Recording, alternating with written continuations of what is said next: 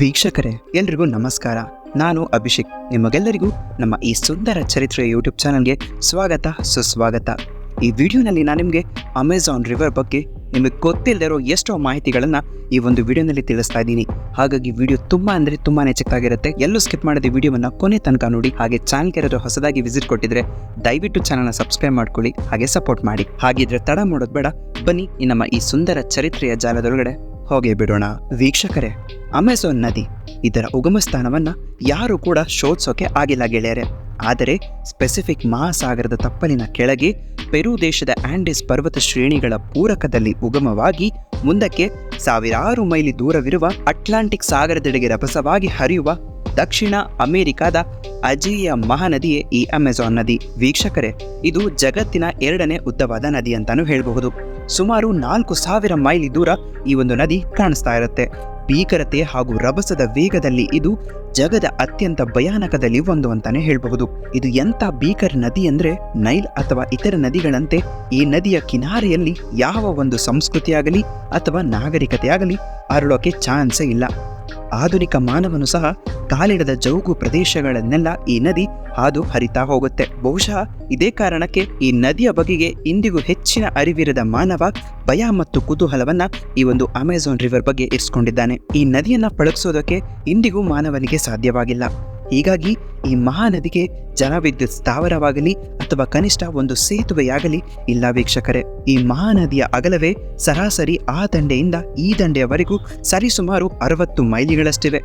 ಅಂದ್ರೆ ನಮ್ಮ ಎಷ್ಟೋ ನದಿಗಳಾದ ಶರಾವತಿ, ತುಂಗೆಯಂತಹ ನದಿಗಳು ಕೂಡ ಈ ನದಿಯಷ್ಟು ಇಲ್ಲ. ಕೊಂಚ ದೂರ ಹರಿಯುವಷ್ಟರಲ್ಲಿ ಅಕ್ಕಪಕ್ಕದ ಹಳ್ಳ ಕೊಳ್ಳಗಳ ನೀರಿನ ಮಿಶ್ರಣದಿಂದ ಈ ನದಿಯ ವೇಗ ಇನ್ನೂ ಹೆಚ್ಚಾಗ್ತಾನೆ ಹೋಗುತ್ತೆ. ಇದು ಎಷ್ಟು ರಭಸವಾಗಿ ಹರಿಯುತ್ತೆ ಅಂದ್ರೆ, ಕಲ್ಲುಗಳನ್ನು ಸಹ ಕೊರೆದು ಹಾದಿಯನ್ನು ನಿರ್ಮಿಸಿಕೊಳ್ಳುವಷ್ಟು ವೇಗದಲ್ಲಿ ಇದು ಹರಿತಾ ಹೋಗುತ್ತೆ. ಬ್ರೆಜಿಲ್ನ ಭೀಕರ ಕಾಡುಗಳ ಸಮತಟ್ಟ ಪ್ರದೇಶಕ್ಕೆ ಬರ್ತಾ ಇದ್ದಂತೆ ಈ ನದಿ ಸ್ಫೋಟಿಸುವಂತೆ ಕುದಿಯಲು ಪ್ರಾರಂಭಿಸುತ್ತೆ. ಅಮೆಜಾನ್ ಕಾಡನ್ನ ಹೊಕ್ಕ ಬಳಿಕ ಅನೇಕ ನದಿ ಸರೋವರಗಳ ನದಿಯೊಳಗೆ ಇದು ಮಿಶ್ರಣ ಆಗತ್ತೆ. ಹಾಗಾಗಿ ಈ ಅಮೆಜಾನ್ ನದಿ ಎಂದಿಗೂ ಬತ್ತದ ಹಾಗೂ ಸದಾ ಮೈದುಂಬಿ ಹರಿಯುವಂತಹ ನದಿ ಅಂತ ಹೇಳಬಹುದು. ನೈಲ್ ನದಿಯ ಕಾಡುಗಳಂತೆ ಇದು ಸುಂದರ ಅಭಯಾರಣ್ಯ ಅಂತೂ ಅಲ್ವೇ ಅಲ್ಲ ವೀಕ್ಷಕರೇ. ಬದಲಿಗೆ ಈ ಭಯಖಚಿತ ನಿರ್ಜನ ನಿರಾವ ಕಾಡುಗಳು ಈ ಒಂದು ಅಮೆಜಾನ್ ಕಾಡು ಅಂತಾನೆ ಹೇಳಬಹುದು. ಈ ನದಿಯಲ್ಲಿ ಮೃತ್ಯು ಸ್ವರೂಪಿ ನರಭಕ್ಷಕ ಮೀನುಗಳಾದ ಪಿರಾನ್ಹಾ, ಎಲೆಕ್ಟ್ರಿಕ್ ಹೀಲ್ ಹಾಗೂ ದೊಡ್ಡ ಗಾತ್ರದ ಬಾಳೆ ಮೀನುಗಳು ಸಹ ಈ ಒಂದು ಅಮೆಜಾನ್ ರಿವರ್ನಲ್ಲಿ ಇದೆ. ಮತ್ತೆ ಇಲ್ಲಿ ಅಗೋಡ ಎಂಬ 30 ಅಡಿಗೂ ಮೀರಿದ ಹೆಬ್ಬಾವು ಸಹ ಈ ನದಿಯಲ್ಲಿದೆ. ಅಲ್ಲದೆ ವೀಕ್ಷಕರೇ, ಇತ್ತೀಚಿನ ಸುದ್ದಿಗಳಲ್ಲಿ ನೀವು ಕೇಳ್ತಾ ಇರ್ಬೋದು, ಅನಾಕೊಂಡ ಒಂದು ಈಗ ಪತ್ತೆ ಆಗಿದೆ ಅಂತ ನ್ಯೂಸ್ನಲ್ಲಿ ಹರಿದಾಡ್ತಿದೆ.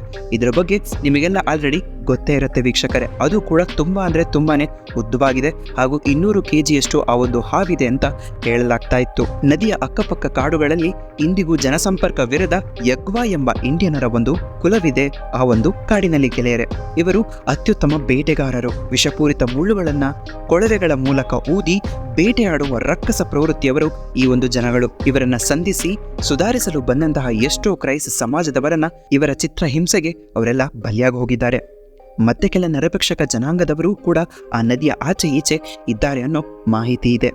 ಸಾವಿರಾರು ಮೈಲಿಗಳ ದೂರವನ್ನು ಅಸಾಧ್ಯ ವೇಗದಿಂದ ಕ್ರಮಿಸಿ ಅಟ್ಲಾಂಟಿಕ್ ಸಮುದ್ರವನ್ನು ಸೇರುವ ಈ ನದಿ ಸಮುದ್ರದ ಸೇರಿದ ಮೇಲೂ ತನ್ನ ವೇಗವನ್ನ ನಿಲ್ಲಿಸದೇನೆ, ಸಮುದ್ರದ ಆ ಉಪ್ಪು ನೀರಿನೊಂದಿಗೆ ಬೆರೆಯದೇನೆ ಸಮುದ್ರದೊಳಗೆ ಸುಮಾರು 150 ಮೈಲು ಹರಿದು ನಂತರ ಶಾಂತವಾಗುತ್ತಂತೆ. ಈ ನದಿಯ ರೌದ್ರಾವತಾರಕ್ಕೆ ಹೆದರಿದ ಮಾನವ ಅಂದಿನಿಂದ ಇಂದಿನವರೆಗೂ ಇದರ ತಂಟೆಗೆ ಹೋಗಿಲ್ಲ. ಇದರ ಮೂಲ ಜಾಗಕ್ಕೆ ಕಾಲಿಡದ ಮಾನವ ಡೈನೋಸರ್ಗಳ ಸಂತತಿ ಇನ್ನೂ ಆ ಜಾಗದಲ್ಲಿ ಜೀವಂತವಾಗಿ ಇರಬಹುದು ಅಂತ ನಂಬ್ತಾನೆ ವೀಕ್ಷಕರೇ. ಇದಿಷ್ಟು ಅಮೆಜಾನ್ ನದಿ ಬಗ್ಗೆ ಇರುವ ಒಂದು ಚಿಕ್ಕ ಮಾಹಿತಿ. ವೀಕ್ಷಕರೇ, ನೋಡೋದೆಲ್ಲ ಹೇಗಿತ್ತು ವಿಡಿಯೋ? ಐ ಥಿಂಕ್ ತುಂಬ ಇಂಟ್ರೆಸ್ಟಿಂಗ್ ಆಗಿತ್ತು. ಎಲ್ಲರೂ ಪೂರ್ತಿ ನೋಡಿದ್ದೀರಾ ಅಂತ ಭಾವಿಸ್ತೀನಿ.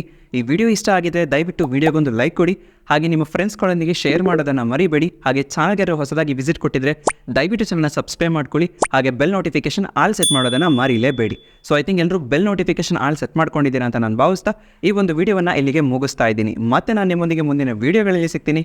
ಅಲ್ಲಿವರೆಗೂ ಈ ನಿಮ್ಮ ಪ್ರೀತಿಯ ಸುಂದರ ಚರಿತ್ರೆಯನ್ನು ನೋಡ್ತಾ ಇರಿ ಅಂತ ಹೇಳ್ತಾ ವಿಡಿಯೋ ನೋಡಿದ್ದಕ್ಕಾಗಿ ನಿಮಗೆಲ್ಲರಿಗೂ ಧನ್ಯವಾದಗಳು ವೀಕ್ಷಕರೇ.